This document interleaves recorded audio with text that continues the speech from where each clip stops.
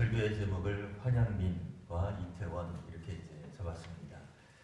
학자들 간에 이제 모두 다 공통된 의견을 갖는 건 아니지만 이 환양민에 대해서는 기본적으로 이 환향 이게 이제 그 금의 환양 할 때는 굉장히 좋은 의미로 사용됩니다만 이게 이제 환향한 사람 이제 혹은 이제 여기에 기진 여자를 붙여서 환향여라고 할 때는 이게 좀 다른 의미로 사용이 됩니다. 역사적으로는 우리가 임진왜란이 있고 난 다음에 병자호란이 있었습니다. 그러니까 이제 중국의 침략이 있었던 거죠. 청나라, 그러니까 이제 중국 본토 한족이 아니라 만주족 이런 쪽에서 이제 청을 세우고 우리나라를 침략하게 되었는데 그때 이제 부녀자들 고관 대작의 부녀자들, 양반의 부녀자들이 다수 끌려갔습니다. 조선 정부가 어쨌든 외교적으로 노력을 많이 해서 비싼 값을 치르고 이 여인들이 고향 땅으로 돌아오게 되었는데 그들을 조선의 사람들이 환영하기는커녕 이제 소위 말하는 이제 환양 이제 여자 뭐 이렇게 표현을 한 거죠.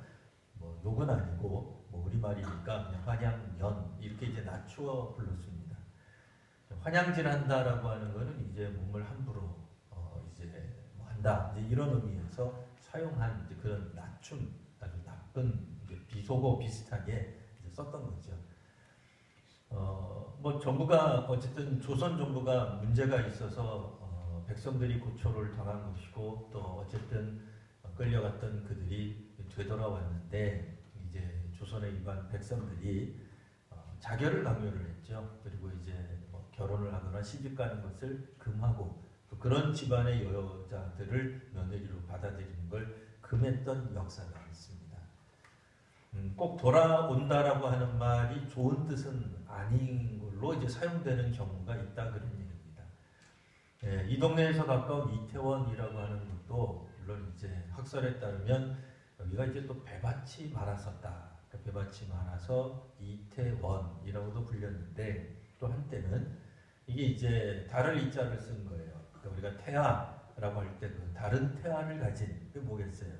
이민족의 씨를 받아서 임신을 하고 출산을 한 이제 어떤 그런 동네, 무리, 사원 뭐 이런 뜻으로도 이태원이 쓰여진 적이 있습니다.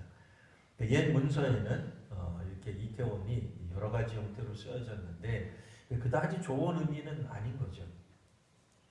근데 오늘 성경 9장 1절 읽어보시면 뭐라고 나오냐면 이제 그달 29날에 그래서 성전도 마치고 성벽도 마치고 지금 이제 역사적으로 이제 성벽 공사가 마쳐진 이후에 이제 주님을 찬양하고 그 다음에 계속해서 어떤 순서를 갖고 있는 겁니다. 근데 그때 이제 9장 1절에 보시면 이스라엘 자손이 다 모여 금식했다 이런 표현이 나와요.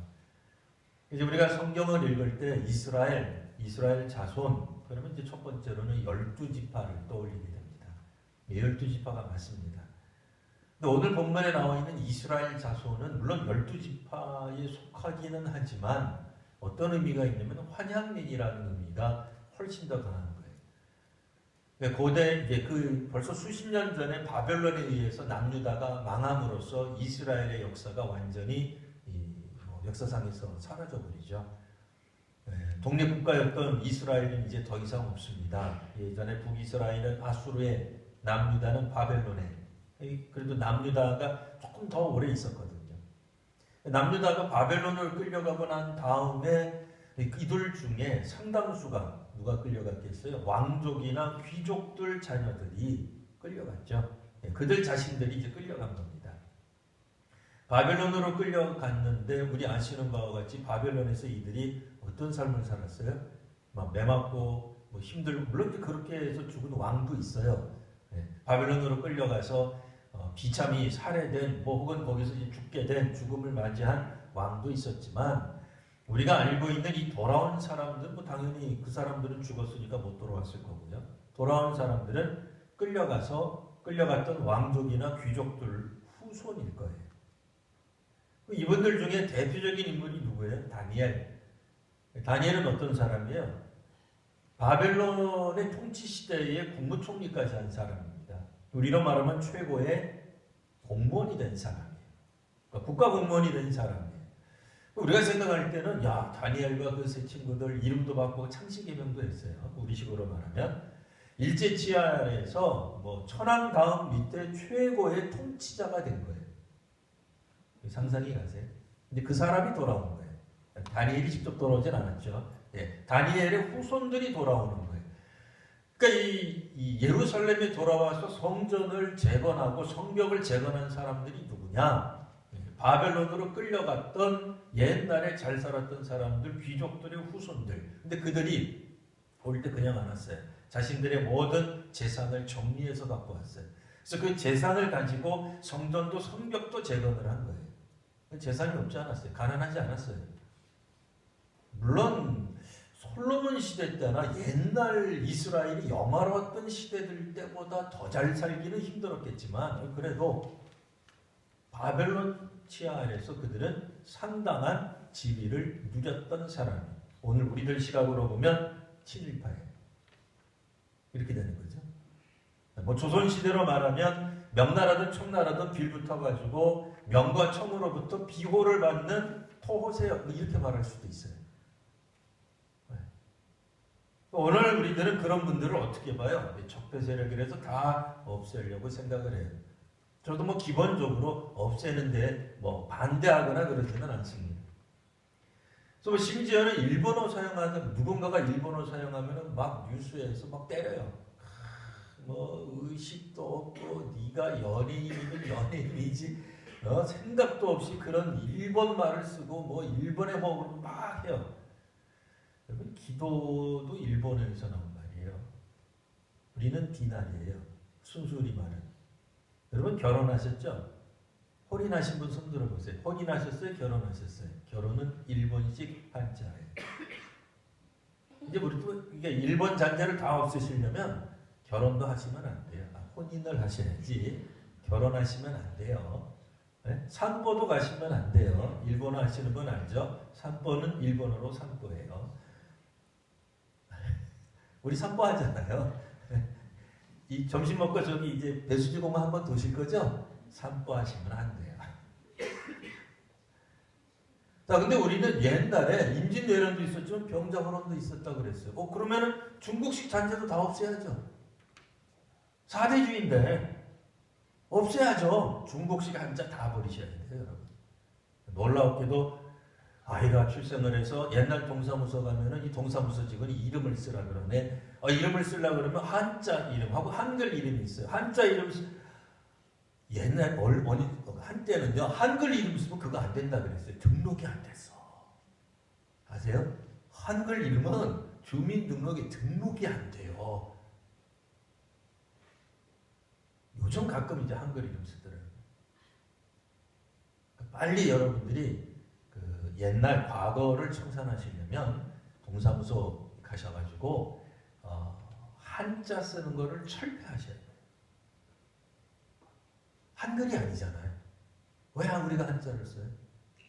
라고 민족주의자들은 생각한다 그 얘기예요. 제가 아니라 그렇게 생각할 수 있어요. 그렇잖아요. 철저하게 민족주의 입장에서 생각해보면 4대주의가 되었던 일제 침략이 되었던 뭐 혹은 뭐 중국이든 뭐 그것이 뭐 명나라든 당나라든 청나라든 중국의 지배받은 거 사실이잖아요. 네? 삼국통일도 신라가 당나라랑 연합해서 당나라 군사 세워가지고 삼국통일을 했다는데요. 그런 부끄러운 역사가 어디 있어요? 네? 그러니까 이 환영한 사람이든 이런 사람들에 대해서 당시 이스라엘 우리도 마찬가지였습니다만 이스라엘 사람들이 곱게 볼 수가 없는 거예요. 고대 사회는 지금보다도 훨씬 더 그러니까 종교와 이 정치와 종교가 분리가 잘 안 돼 있어요. 백성들의 삶과 종교가 분리가 잘 안 돼 있어요. 그러니까 대부분의 모든 어떤 그 국가적 행사는 반드시 종교적 행사를 같이 했어요. 그럼 고대 사회만 그런가요? 아니 지금도 우리도 그래요. 미국의 대통령이 대통령 선서할 때 하나님 앞에서 성경 갖다 놓은 거. 그 종교적 행위잖아요. 그래도 잘 모르시면 여러분들 식사하시기 전에 어떻게 해요? 하나님께 기도하고 하시죠. 하나님께 감사기도 하고 식사한다. 우리도 그렇게 해요. 일상생활과 종교가 분리되지 않아요. 거의 같이 가요. 여러분 특별한 경우를 제외하고는 여러분들이 입원하셔가지고 수술 들어가기 전에 어떻게 해요? 목회자가 가서 기도하고 수술실로 보내드리잖아요. 그래 안 그래요? 그렇게 하잖아요. 여러분들 자녀가 군대 갈 때 기도하고 나서 그 다음에 군대 보내잖아요. 입학할 때도 입학했다고 기도하고 보내고, 결혼해도 결혼한다고 입학해서 보내고, 베개를 맞고 돌을 맞아도 하나님 앞에 기도하고 보내고, 돌아가신 분들도 기도하고 예배하고 보내드리잖아요. 우리 상당히 종교적인 사람들이, 우리 고대인들만 종교적인 게 아니에요. 맞다고 이게 주께서 그냥 여러분들이 아멘을 안 하니까 카톡이 아멘을 하잖아요. 그러니까 고대 사회에 있어서 모든 것들이 상당히 종교적이었을 거예요. 근데 다니엘 같은 사람 생각해 보세요. 다니엘과 세 친구는 창세기명이 있어요. 다니엘이라는 이름으로 활동하지 않았어요. 바벨론식 이름으로 활동했어요. 근데 그들이 어떻게 했어요? 네, 국무총리까지 올라갔잖아요. 그러면 그 국가에서 행하는 모든 행사에는 반드시 뭐가 따랐겠어요? 종교적 행사가 따랐겠죠. 그러니 이스라엘에 잔류했던 사람들이 있어요. 예루살렘에 잔류했던 사람들이 있어요. 그 땅의 사람들, 끝까지 예루살렘에 남아있던 사람들. 그러니까 바벨론에 의해 멸망당했을지라도 끝까지 예루살렘에 남아있었던 사람들 꼭 기억나세요? 누구예요? 예루살렘 성에서 노예로 있던 사람들, 하층민 사람들. 그들은 안 끌고 갔어요. 바벨론에서. 포로로 안 데리고 갔어요. 왜요? 별로 중요하지 않으니까. 안 데리고 갔어요. 그래서 땅을 놀리면 안 되니까 옛날 귀족들, 부자들이 가지고 있던 땅을 하층민들 보고 개간하라고 내버려 줬어요. 네. 그분들은 반대 안 하잖아요. 바벨론이 무슨 짓을 해도 좋다. 왜? 우리 갑자기 땅이 생겼어요. 없던 집이 생겼어요. 기분 좋잖아요. 그러니까 바벨론에 반기를 안 되는 거예요. 그럼 왜 귀족들과 왕족들은 데리고 가요? 그분들이 남아있으면 어떡하든 이분들이 반란을 일으킬 거라고요. 그러니까 그분들을 데리고 간 거예요. 그러면 하층민이라고 해서 민족주의가 없겠어요? 민족주의 있어요. 뭐 가난하다고, 뭐 신분이 높지 않다고 민족에 대한 사랑하는 마음이 없겠어요? 있죠. 근데 그분들이 볼 때 이제 바벨론에서, 이제 물론 페르시아로 나라가 바뀌긴 했습니다만, 바벨론에서 돌아오는 사람들은 뭐한 사람들이에요? 60년, 70년 동안 바벨론의 문화와 정치와 종교에 찌들 대로 찌든 사람들이 돌아오는 거예요. 거기 지도자들격 사람들이 돌아오는 거예요. 우리로 말하면 뭐예요? 동경에서 친일파로 먹고 잘 살다가 갑자기 돌아와서 대한민국 건국하겠다 그러는 거예요. 여러분 어떻게 될 것 같아요? 기분 나쁘죠? 네. 황당하죠? 말도 안 되는 거죠. 그 느낌을 이제 이 성경에서 보셔야 돼요. 근데 그들 스스로를 뭐라고 얘기해요? 와서 성전도 재건하고 성벽도 재건한 이들이 누구예요? 귀한 사람들이에요. 네? 환영한 사람들이에요. 끌려갔다가 60년, 70년 동안 그 문화, 이방 문화죠. 이방 문화에 그냥 겨우 산 정도가 아니에요. 아예 적극적으로 살아서 다니엘같이 국무총리까지 지낸 사람들이 돌아오고 있는 거예요.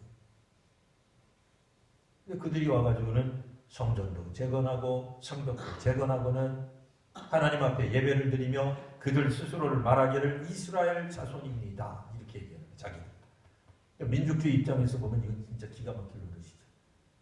있을 수 없는 일이죠. 말도 안 되는 소리죠. 어디 우리나라를 침략한 그것도 이방 민족 밑에서 이름도 바꾸고 직분도 바꾸고 느헤미야 총독이잖아. 자기가 무슨 수로 총독이야? 자기가 페르시아 왕이 허락하니까 총독이죠.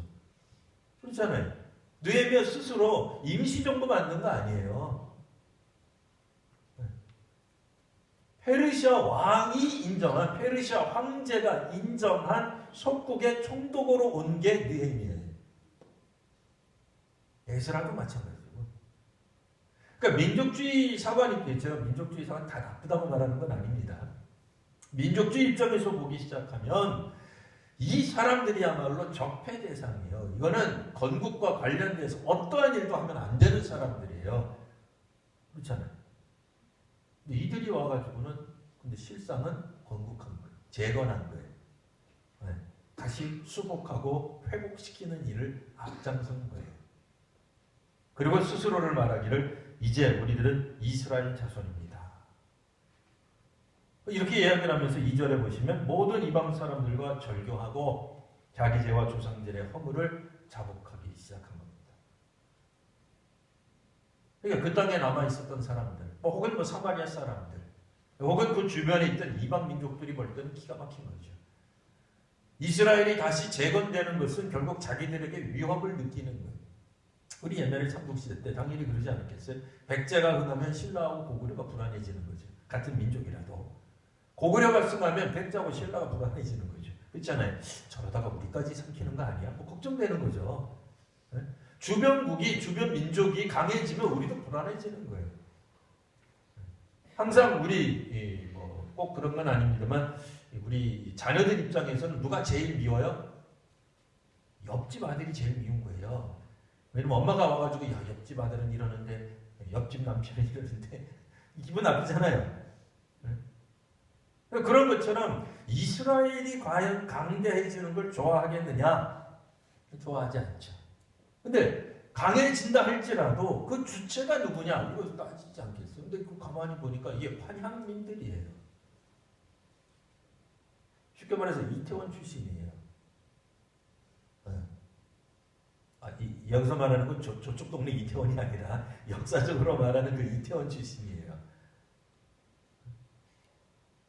이거 우리가 어떻게 받아들일 수 있을까? 자, 우리 7절 한번 보시겠습니다. 7절, 우리 7절만 같이 한번 읽어볼까요? 느헤미야 9장 7절입니다. 자, 시작. 주는 하나님 여호와시라. 옛적에 아브라함을 택하시고 갈대아 우르에서 인도하여 내시고 아브라함이라는 이름을 주시고 아멘. 예, 여기 보시면 아브라함은 어디 출신? 갈대아 우르 출신. 갈대아 우르가 이스라엘일까요? 아닐까요? 당연히 아니죠. 이름이 틀리잖아요. 일단은 교회 처음 나오신 분이라 할지라도 어쨌든 이름이 틀리잖아요. 예. 근데 아브라함이 누구예요? 처음에는 아브라함이네 또. 아브라함과 아브라함은 동일인이에요. 그럼 굳이 우리가 뭐라고 따져야 되겠어요? 아브라함은 하나님과의 어떤 언약 관계 속에서 물론 하나님이 선택하여 부른 사람이기는 하지만 하나님이 나중에 아브라함이라는 이름으로 바꿔주세요. 그래서 우리도 잘 알고 있는 게 뭐예요? 아브라함은 이스라엘의 조상이다. 믿음의 조상이다. 근데 그 믿음의 조상이 어느 나라 사람이에요? 갈대아 우르 출신이에요. 어디요? 이방 세계 출신이다 그 얘기예요. 이스라엘 출신이 아니에요. 당연히 아니죠. 이 놀랍게도 이스라엘의 조상은 이스라엘 출신이 아니었어요. 그가 살던 곳은 우상이 가득 찼던 곳이에요. 하나님만 섬기고 예루살렘이고 예루살렘 성전이 있던 곳에서 하나님이 그를 세우신 게 아니에요. 오히려 이방인들, 이방 신전들이 가득한 곳에서 하나님은 아브라함을 택하사 나중에 이름까지도 바꿔주시는 거예요. 우리가 잘 알고 있는 아브라함으로. 언제 바꿔주셨느냐? 8절 보시면 그의 마음이 주 앞에서 충성됨을 보시고 하나님이 종종 몇 가지 시험들을 아브라함에게 하셨던 것 같아요. 그리고 그 시험에 통과되는 것들을 보시면서 하나님이 아브라함을 아브라함으로 그리고 그에게 언약을 맺어주셨다라는 뜻이 되는 거예요. 우리 구약 성경을 통해서 익히다 하는 내용입니다. 아브라함이 실제로 하나님의 이 시험을 매번 다 100점을 맞았느냐, 매번 다 통과했느냐, 그렇지 않습니다. 심지어는 자기 부인을 부인이라고 말도 못해요. 남의 나라 왕이 빼앗아 가는데도 그냥 줘요. 그냥 잘 들어가라 그래요. 심지어는 어떤 본문에 보면 당신 때문에 내가 살아야 되겠습니다. 말도 안 되는 얘기죠. 부인을 남의 나라 왕에게 뺏기면서 당신 나보고 남편이라 그러면 안 돼. 당신 때문에 내 목숨이 부지해야 되겠어. 그러려면 당신 당신이 그냥 저 집에 시집 가는 게 좋아 하고 보낸다니까요. 이 상상이 가세요? 목사님이 성경 잘못 읽은 거 아니십니까? 우리가 알고 있는 아브라함이 그럴 리가요. 네, 그렇게 했어요. 그것도 2번이나 나와요. 황당하죠. 한 번도 아니에요. 2번씩이나 나와요. 나중에는 아들이 보고 배워서 또 해요. 그 아들도. 뭐 여하튼 그 얘기는 나중에 또 따라하기로 하고. 근데 아브라함이 그럼에도 상당한 이 신앙의 진보를 보이기 시작해요. 충성심을 보여주기 시작해요. 그러자 하나님이 그와 언약을 맺으십니다. 어떤 언약을 맺으세요? 8절에 보시면 몇몇 가지 가나안 족속에 대한 족속명들, 민족명들이 쭉 나오고 끝부분에 8절 끝부분에 그들의 땅을 내가 아브라함의 씨에게 주겠다 라는 말씀이 나옵니다. 아브라함의 씨가 뭐예요? 아브라함의 후손들에게 주겠다 하는 얘기죠. 실제로 아브라함은 가나안 땅에서 누리면서 살지 않았어요.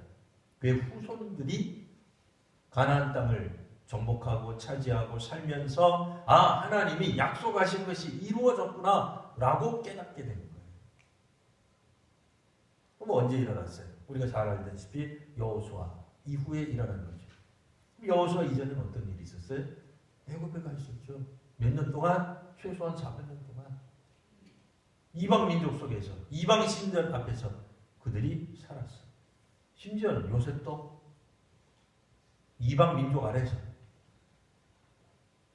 최고의 권력을 누리며 살았어요. 어떻게 된 거예요, 이게? 근데 그들이 결국에는 세월이 흘러 돌아서 가나안 땅에 들어가기 시작하고 가나안에서 이스라엘을 세우게 되었을 때에 그들은 뭐라고 얘기했어요? 하나님이 하신 일이다. 이렇게 이제 본 거예요. 그러다가 그 나라가 망해버렸네요. 아수르와 바벨론에 의해서 망해버렸어요. 이스라엘 예루살렘의 땅에 비록 흩어진 혹은 남아있는 사람들이 살아있었지만 그 나라라고 볼 수 없었어요. 근데 이제 본격적으로 나라 비슷하게 세워지기 시작하는데 성전과 성벽이 있어야 되거든요. 근데 성전과 성벽을 누가 세워요? 돌아온 사람들. 지난 60년, 70년 동안 우리나라를 망하게 한 그 땅에 들어가서 그 민족 속에서 호의호식하며 살아갔다고 생각되었던 그들이 돌아온 거예요. 근데 이게 가능하다는 거예요. 실제로 우리도 비슷한 역사가 있어요. 우리도 일제치할 때 또 역사를 또 이상하게 보지 마시고 그냥 제가 흐르는 흐름에 따라서만 그냥 들으시면 됩니다. 임시정부가 있었어요. 상해에도 있고 뭐 어쩌다가 해가지고 도망가기도 하고 뭐 다른 지역에 갔다가 그랬어요. 밖에 나가서 임시정부 한 사람 때문에 우리가 해방됐습니까? 여러분 어떻게 생각하세요? 물론 우리가 만주에서 독립운동했어요. 하지 말라는 얘기 아니에요. 큰일 난 얘기. 독립운동했어요. 근데 독립운동 때문에 우리가 해방됐어요? 아니잖아요. 2차 세계대전이 끝나면서 해방된 거잖아요. 이스라엘도 마찬가지예요. 다니엘과 그의 몇몇 사람들이 바벨론으로 끌려가서 항상 문을 예루살렘을 향해 열어놓고 하루에 몇 번씩 기도하면서 한 건 맞아요. 그러나 그들이 밖에서 독립을 위해서 투쟁했기 때문에 성전 건축과 성벽 건축이 완공된 게 아니에요. 누구 때문에 됐죠? 하나님이 그렇게 해주신 거예요. 우리도 비슷한 역사를 가지고 있어요. 예루살렘에 남아있었던 그 땅의 사람들이 외교적 정치를 잘 해가지고 이스라엘의 성전과 성벽이 재건된 게 아닙니다. 그렇다고 바벨론이나 페르시아에 몰려있던 거기서 살던 사람들이 열심으로 정치적으로 노력해서 된 것도 아니에요. 하나님이 다 이루신 것이다 라고 하는 거예요. 이스라엘이 갖고 있는 독특한 역사의식이에요.